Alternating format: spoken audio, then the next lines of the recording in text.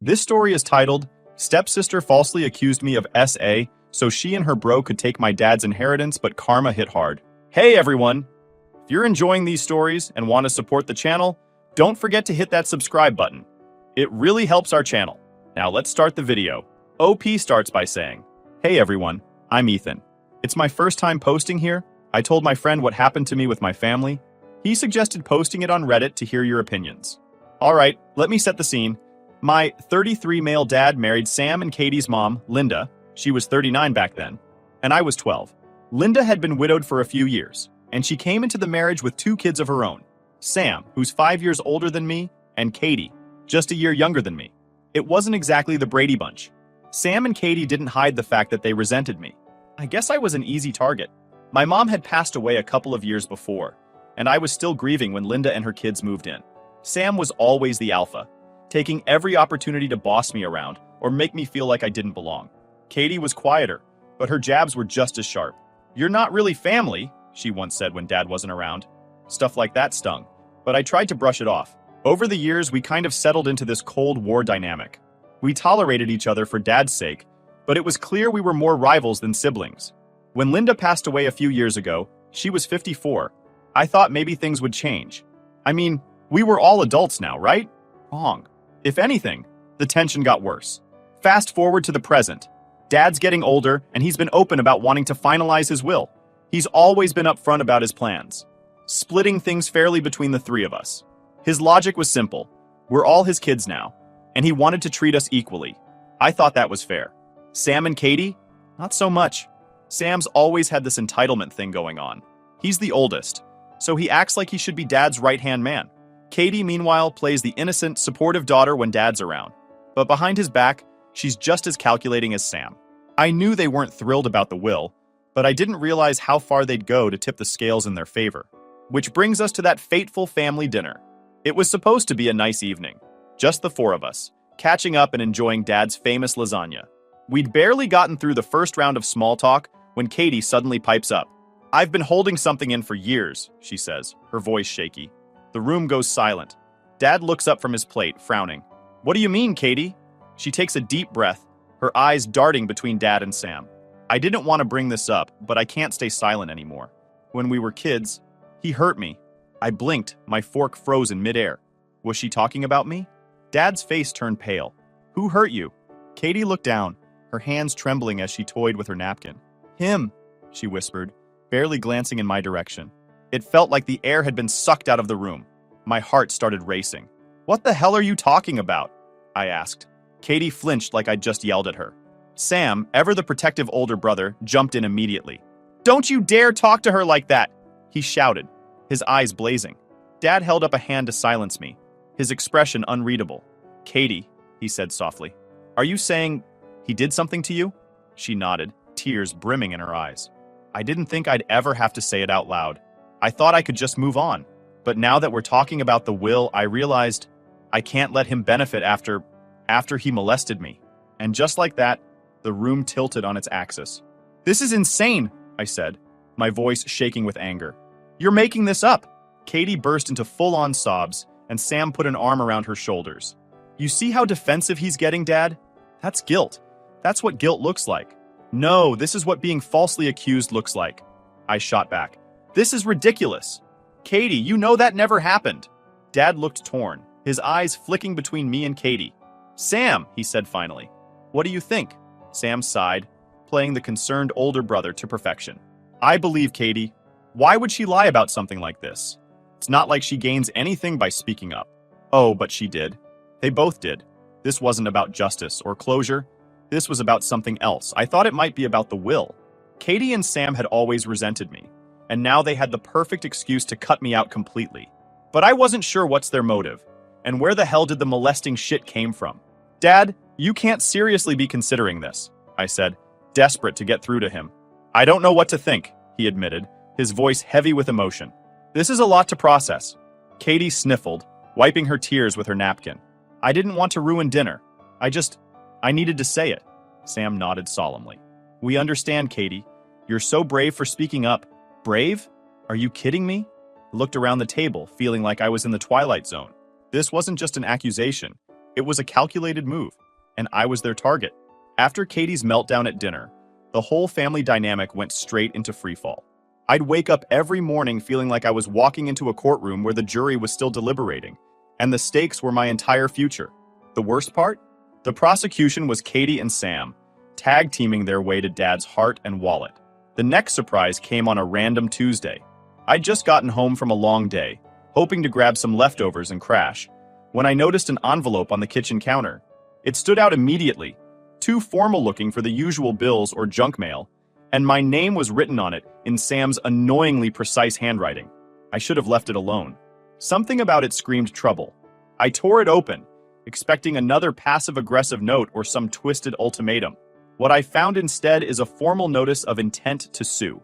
I scanned the pages, my eyes catching words like emotional distress and intentional harm.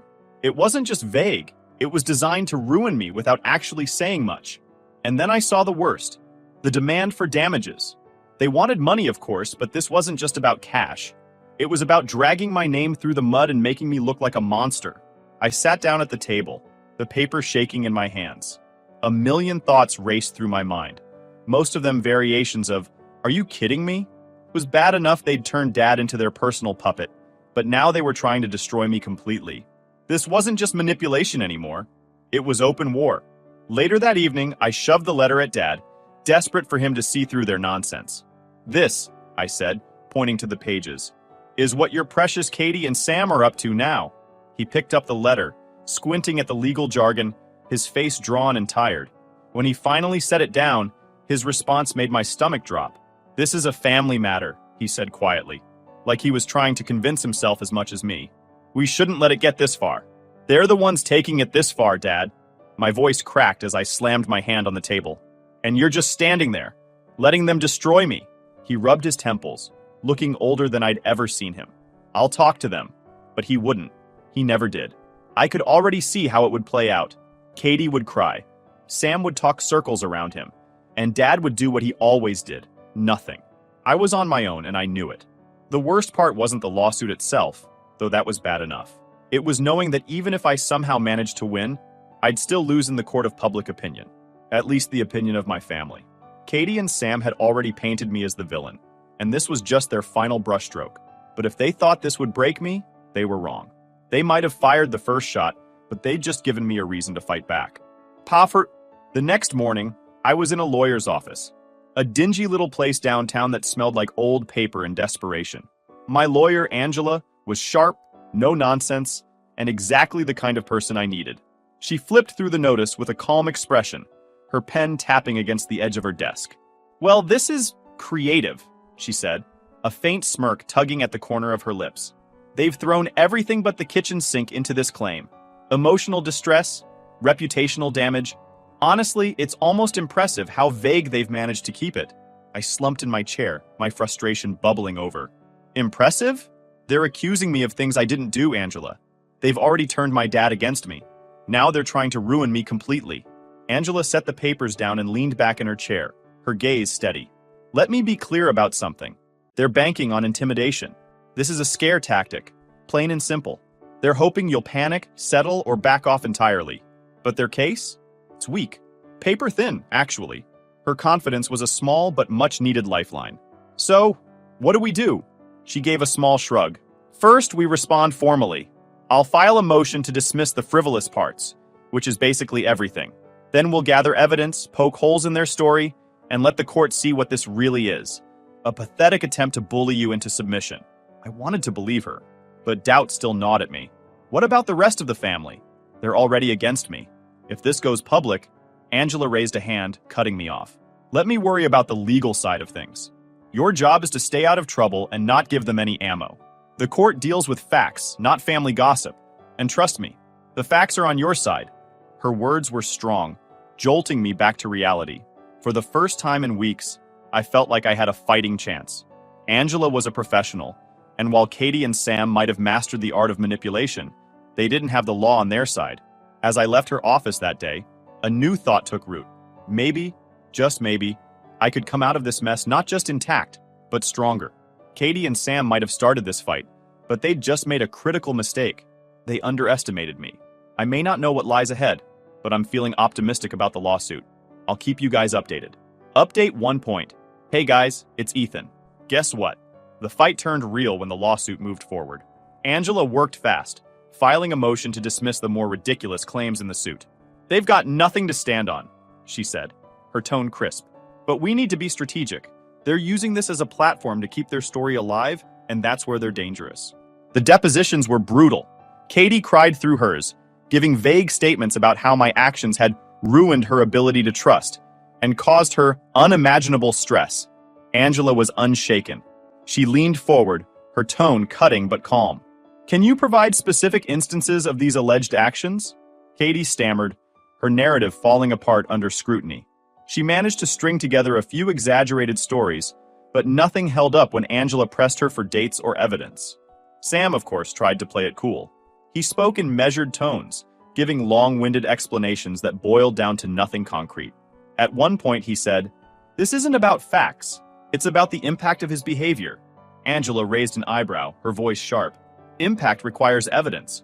What specific behavior are you referring to?" Sam faltered, and the cracks in their story became impossible to ignore.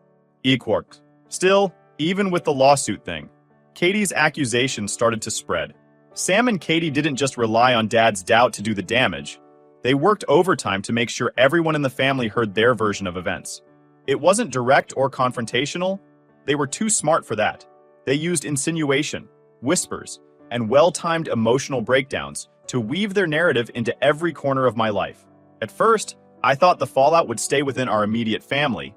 But then, at a family friend's wedding, I started noticing the looks. You know the kind. The kind people give when they've heard something they shouldn't have, but can't quite reconcile it with what they know about you. It started small. Aunt Karen, who'd always been a little nosy but warm, suddenly seemed colder. She avoided making eye contact, and when I tried to engage her in conversation, she gave curt, dismissive answers. I didn't think much of it until I overheard her talking to Katie near the dessert table. "I just can't believe he'd still show up to things like this," Karen whispered, glancing in my direction. Katie sighed deeply, playing the victim role perfectly. "It's just something I have to deal with," she said softly, her voice carrying just enough pain to pull sympathy. I try to stay strong for Dad, but it's hard being around him. Sam, of course, was no less subtle. His weapon wasn't fake tears. It was carefully curated conversations that always left people questioning me. At work, things weren't much better. Word travels fast in families, and it's amazing how little it takes for whispers to seep into other parts of your life. A co-worker I'd been friendly with for years suddenly started canceling our lunch plans, and I caught another one glancing at me warily during a meeting. It wasn't just the looks, though. My world started to shrink. Invitations to family dinners stopped coming. Friends who'd been constant suddenly seemed busy every time I reached out. Even strangers seemed to sense the tension, like it was radiating off me. The worst part? I couldn't do anything about it. How do you defend yourself against something as vague and insidious as an accusation that's never fully stated? Sam and Katie had orchestrated this perfectly, staying just on the edge of outright defamation, but doing enough damage to make me question my place in the world. One afternoon, I ran into an old friend from high school at a coffee shop. Mike had always been straightforward. No nonsense, no beating around the bush. He greeted me with a warm smile, but as we talked, his tone shifted. "So," he said carefully, "everything okay with your family?" I paused, my coffee halfway to my mouth. "Why do you ask?" He scratched the back of his head. "Just, I heard something. From your cousin's sister-in-law, I think? I don't know, man. It sounded heavy. Even here, in this random interaction, the shadow of Sam and Katie's whispers was following me. "What did you hear?" I asked, my voice low. Mike hesitated, then shrugged. "Something about you and Katie not getting along? Look, I don't want to spread gossip. I figured if it was important, you'd tell me." "It's not true," I said firmly, my voice steady despite the storm raging inside me. "Whatever you've heard, it's not true." Mike nodded, but I could tell he wasn't entirely convinced. And that killed me. I was losing ground, and fast. Sam's influence wasn't just about turning Dad against me anymore. It was about isolating me completely. Every interaction felt like a test. Every glance like a judgment. And the worst part was, I knew Sam and Katie were just getting started. They weren't satisfied with planting doubt in Dad's mind. They wanted everyone, family, friends, co-workers, to see me as the villain in their story.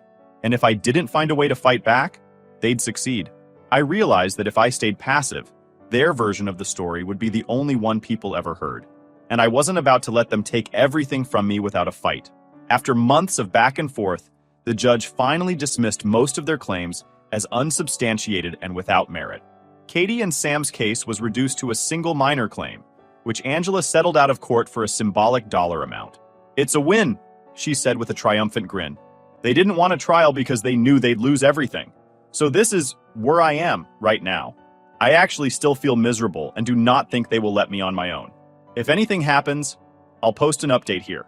Update 2: Hey, it's Ethan. Hear what happened." So Sam's manipulations did not stop. He started taking active moves to take control of Dad's legacy. It became clear during a family dinner, one of the few times everyone was under the same roof. As usual, Katie sat at the edge of the table, silent but visibly distressed. Dad looked distracted, and Sam took full advantage. As plates were being cleared, Sam leaned back in his chair, his voice calm but loud enough for everyone to hear. "Dad's been going through some estate planning," he said, glancing at Katie. "It's been hard, but we're making progress." The room went quiet. Dad shifted uncomfortably in his seat, looking anywhere but at me. "It's nothing major," he said quickly. "Just making sure things are in order." Sam gave a patronizing nod. "Right. Nothing major. Just a few adjustments to make sure everyone is protected." "Protected from what?" I asked, my tone sharper than I intended. Sam turned to me with an expression of mock concern. "It's not about you," he said smoothly. "It's about Katie. She's been through enough, don't you think?" The unspoken accusation hung in the air. My fists clenched under the table, but I forced myself to stay calm. "Katie doesn't need protection from me," I said, looking directly at Dad. "And you know that." Dad opened his mouth to respond, but Sam cut him off. "This isn't about pointing fingers," he said, his voice dripping with false sincerity. "It's about fairness, making sure everyone gets what they need." Fairness? Or control? I was losing it. Sam's expression hardened for a split second before he turned back to Dad. "See what I mean? This kind of tension isn't good for anyone.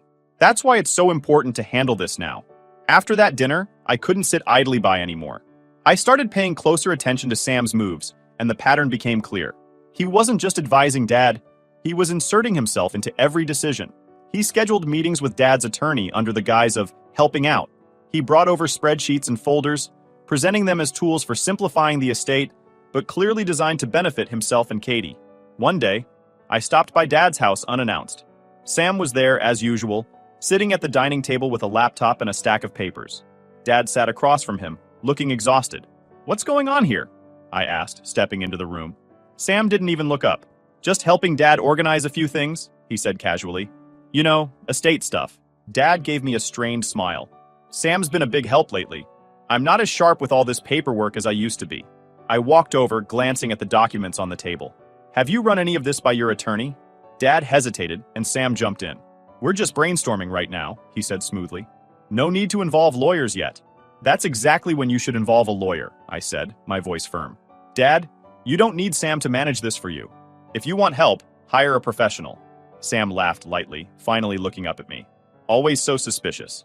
"I'm just looking out for Dad. You should try it sometime." "Looking out for him or yourself?" I shot back. Dad raised a hand, his tone weary. "That's enough. Both of you." The tension at home was one thing, but it wasn't contained. Sam was expanding his influence, using the accusation to turn the family against me and strengthen his position as Dad's trusted advisor. The worst moment came when Dad called me over one evening. I thought it was just to catch up, but as soon as I walked into his study, I saw the familiar stack of papers on his desk. "I've been thinking," he began, his voice hesitant, "about how to make sure everything's fair." "Fair," I repeated, the word tasting bitter. "What does that mean?" Dad rubbed his temples. "Katie's been struggling. Sam thinks it might be better to shift things around a bit, to make sure she's taken care of." I stared at him, my chest tightening. "Dad, you've always said you wanted things to be equal. Why change that now?" He avoided my gaze. "It's not about equality, son. It's about need." "Need?" I said, my voice rising. "Or manipulation, because that's what this is. Sam and Katie are using you." Dad's face darkened. "That's enough." I took a deep breath, trying to steady myself. "I'm not trying to attack you, Dad. I just want you to see what's happening." He shook his head, his tone final. "I've made my decision." That night, I realized I couldn't rely on Dad to see through Sam's schemes on his own. Sam was too good at playing the dutiful son while subtly painting me as the antagonist. If I was going to stop him, I needed to find proof, something concrete to expose his true motives. I wasn't going to let him take everything without a fight. The turning point came when I found undeniable inconsistencies in Katie's timeline. It started with an old family calendar I stumbled upon in Dad's attic. Each summer, our activities were meticulously logged: trips, camps, weekends at the lake house. Katie's claim had centered on a specific summer at the lake house, but the calendar made it clear. I hadn't been there. That was the summer I'd spent recovering from an appendix surgery, stuck at home with Aunt Louise. This was the proof I needed. For weeks, I'd been on the defensive, but now I had something concrete to push back with. The next family gathering was tense, as usual. Dad sat at the head of the table, looking older than ever, while Sam held court, steering every conversation back to Katie's supposed strength and resilience. Katie sat quietly, her usual teary-eyed performance in full effect. I let them have their moment. Then, as the plates were being cleared, I stood up. "There's something we need to address," I said, my voice steady, but loud enough to command the room's attention. All eyes turned to me. Sam leaned back in his chair, a smug smile on his face. "This isn't the time, little brother," he said, his tone dripping with condescension. "It's exactly the time," I shot back. "I've spent weeks listening to you spread lies about me, and I'm done staying silent." Dad frowned. "What are you talking about?" I turned to Katie. "You claimed that something happened between us during that summer at the lake house. But here's the thing. You know as well as I do that I wasn't even there." Her face went pale, and for a moment, I saw panic flicker in her eyes. "That's ridiculous," Sam interjected. "You don't get to twist this around." I pulled out the family calendar, placing it on the table for everyone to see. "This is from that summer," I said. "Every trip, every event, all logged by Dad. And guess what? I spent that summer recovering from surgery, with Aunt Louise, nowhere near the lake house." There was a beat of silence, heavy and oppressive. Dad leaned forward, his brow furrowed as he examined the calendar. "Is this true?" he asked, his voice quiet but firm. Katie stammered, I don't remember every detail. Trauma can mess with your memory." "Convenient," I interrupted, "because your memory just happens to crumble the second there's evidence against it." Sam stood, trying to regain control of the situation. "Look, Dad, this isn't about exact dates. It's about the fact that Katie has been deeply hurt and needs support. Why can't he just own up to that?" "Because there's nothing to own up to," I said firmly. "This has never been about Katie's well-being. It's been about you and her manipulating Dad to get what you want." Sam's face darkened, his usual smugness replaced by something colder. "You think you're so clever, don't you? Trying to turn this around like we're the bad guys." "You are the bad guys," I said, my voice rising. "You've been playing on Dad's emotions, twisting the truth, and using lies to push me out of the family. But it stops here."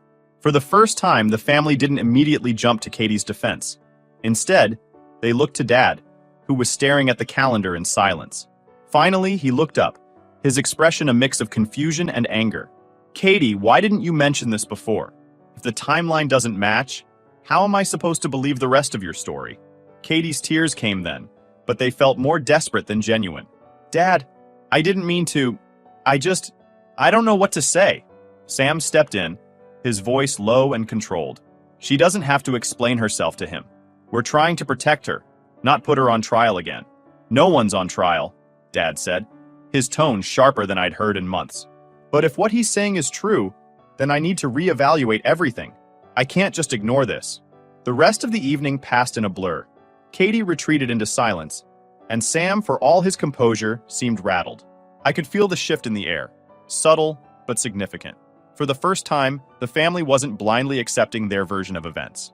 It wasn't a complete victory, but it was a start. Sam and Katie's hold on Dad was weakening, and now I had something I hadn't had in weeks: hope. As I left that night, Dad stopped me at the door. "I need time to think," he said. "But I'm glad you spoke up." It wasn't forgiveness or resolution, but it was something. And that was enough for now. This is where I am at right now. I am not satisfied with this confrontation yet. I'll think about the next move and keep you updated. Stay tuned. Final update? Hola, Zrinya. It's Ethan again. So, after confronting Sam and Katie, things in the family didn't magically fix themselves. But the cracks in their story were now visible, and I wasn't about to let them patch them up with more lies. I kept my distance for a while, letting the weight of the truth settle in. Sometimes, the best way to fight back isn't with another move. It's by giving people enough rope to hang themselves. The unraveling began sooner than I expected. Katie, who had always relied on the fragility of her victim persona, started slipping.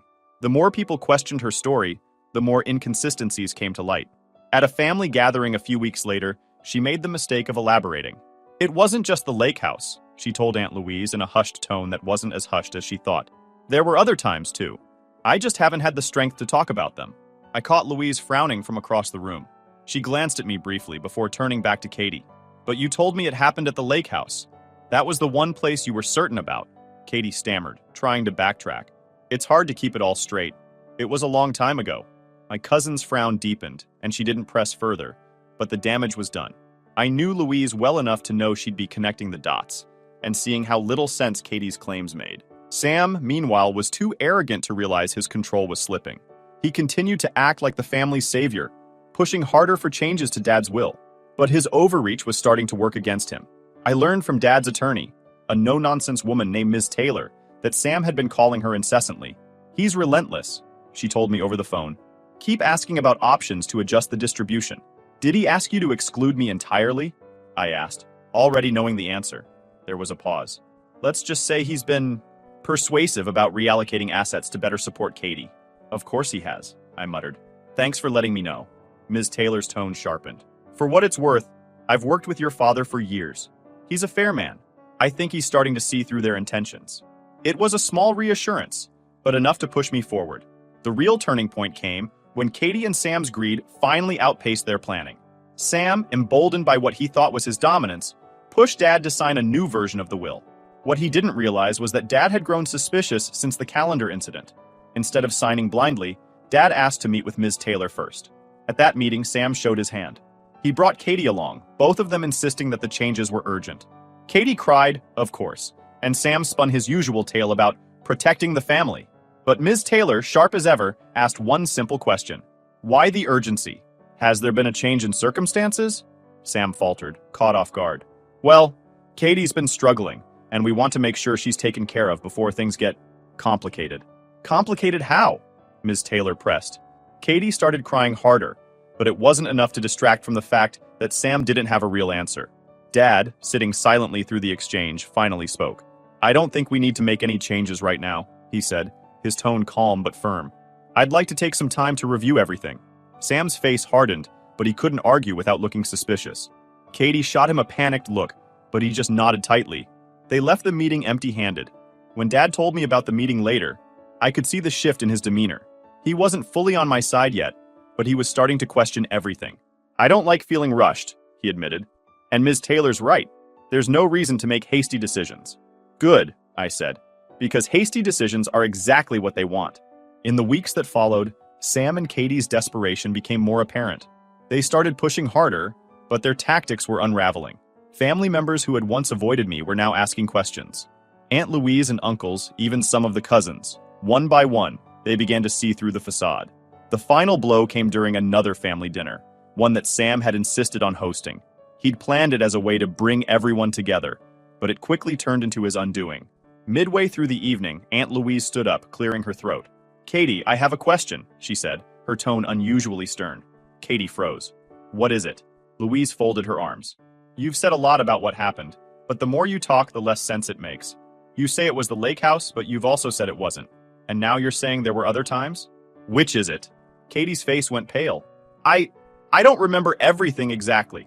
Convenient, Louise said. Because I've talked to others, and none of it adds up. Sam jumped in. That's enough. This isn't an interrogation. No, it's not, Louise shot back. But if you're going to accuse someone of something so serious, you'd better have the truth to back it up. The room fell silent, and all eyes turned to Katie. For the first time, she didn't cry. She didn't say anything. She just sat there, looking like a deer caught in headlights. After that night, Sam and Katie's grip on the family crumbled entirely. Dad, finally recognizing the harm they had caused, took decisive action. Without a word to them, he discreetly removed both Sam and Katie from the will, undoing the manipulative changes Sam had snuck in. He didn't need to confront them. His silent resolve made his stance crystal clear. As for me, I didn't lift a finger. I didn't need to. Their desperation, lies, and greed did all the work for me. They isolated themselves, leaving behind nothing but the chaos they created. Karma handled the rest. In the end, I walked away with my integrity intact, and my family finally beginning to rebuild trust in me. The inheritance? That was irrelevant. What mattered was that the truth was out, and Sam and Katie had no one to blame but themselves.